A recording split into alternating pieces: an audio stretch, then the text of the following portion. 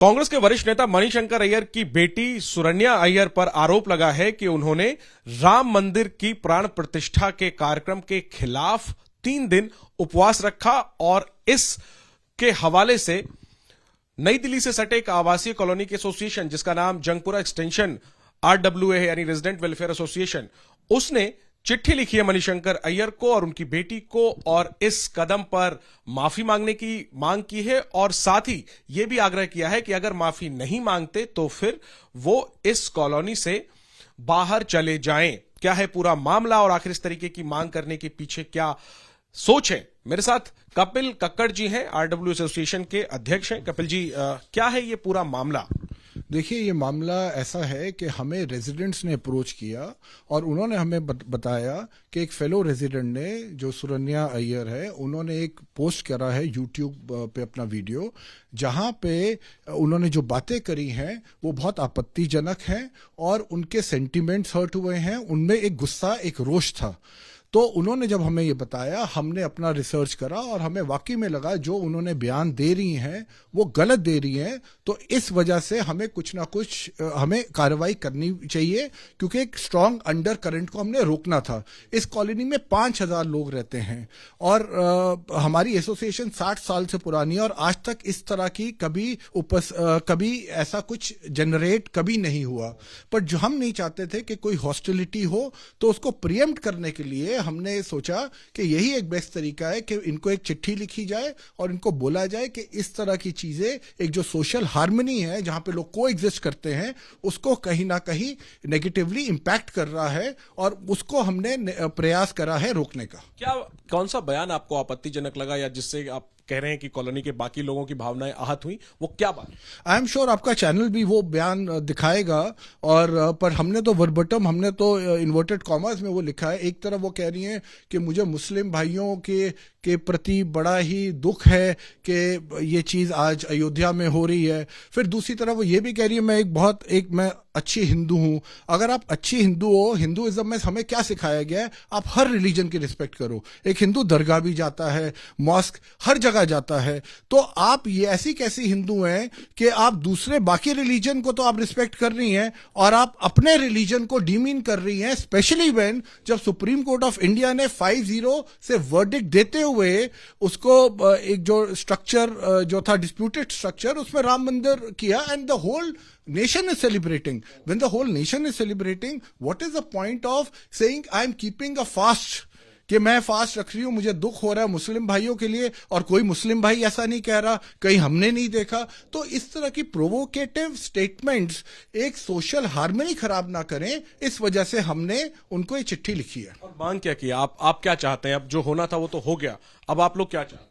हम सिर्फ ये चाहते हैं, for now we are waiting for their reply. हम उनके रिप्लाई की वेट कर रहे हैं। Once we get their reply, हमारा plan of action next accordingly होगा। बट हमने उनको क्लियरली कहा है कि आप इस तरह की चीजें दोबारा मत करिए, और अगर आपको लगता है आप लोगों ने ठीक किया तो आप इस कॉलोनी को छोड़ के उस कॉलोनी पे जाइए जहां पे RWAs और residents can turn a blind eye, वो इसको अनदेखा कर सकते हैं। आखिरी में 2 चीज और पूछूंगा कक्कड़ साहब, कि देश का संविधान हर व्यक्ति को ये आजादी देता है कि वो क्या सोचे और जो सोचे वो बोल सके, अभिव्यक्ति की आजादी है। तो अगर इसका उपयोग करके कोई व्यक्ति एक अलग राय रखता है तो सवाल ये उठता है कि आपको किसने ये अधिकार दे दिया कि आप उसको जज करें और आप इस तरीके का फरमान सुनाएं? तो पहली बात, उनको किसने अधिकार दिया कि वो इस चीज को जज करें, जो राम मंदिर को? दूसरा, सुप्रीम कोर्ट भी कहता है कि जो फ्रीडम ऑफ स्पीच है, इट इज नॉट एब्सोल्यूट।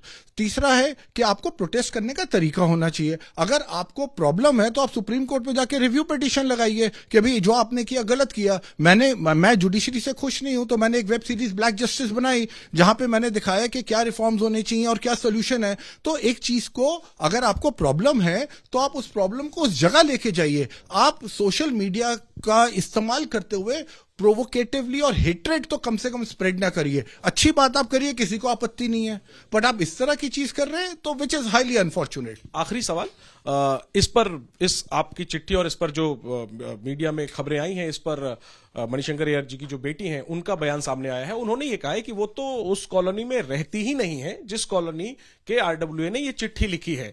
तो सवाल वही है कि जब वो रहती ही नहीं है, फिर आप लोग कैसे आहत हो गए? और अगर मणिशंकर अय्यर की बेटी से प्रॉब्लम था तो मणिशंकर अय्यर को इसमें घसीटने के पीछे क्या वजह? हाँ, तो देखिए, दो चीजें हैं। हमारी इंफॉर्मेशन ये है कि पूरी फैमिली यहां पे रहती है, राइट? अब आज की डेट में मैं यहां रहता हूं, मैं कल को आपको कहूं मैं यहां नहीं रहता, तो उसका तो कोई प्रमाण नहीं हो सकता, है ना? दूसरा, हमने मणिशंकर अय्यर जी को उसके अंदर ये लिखा है कि आप कम से कम अपनी बेटी की स्टेटमेंट को कंडेम करें। हमने उनके बारे में हमने कहा कि भाई आपको कम से कम आप कंडेम तो करिए कि जो उन्होंने कहा वो गलत कहा और वो सही नहीं था।